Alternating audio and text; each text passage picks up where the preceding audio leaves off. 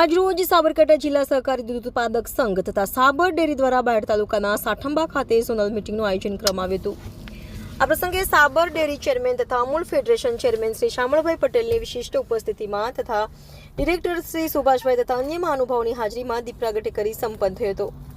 આ પ્રસંગનો મુખ્ય હેતુ પશુપાલકોને સરકારની સબસિડીવાળી પશુપાલકો તથા ડેરીને લગતી યોજનાઓની માહિતી આપી માહિતગાર કર્યા હતા। તેમજ સાબર ડેરીના ડોક્ટરશ્રીઓ દ્વારા પશુઓમાં થતા રોગોમાંથી કઈ રીતના બહાર આવી શકાય તે પણ માહિતી આપી હતી।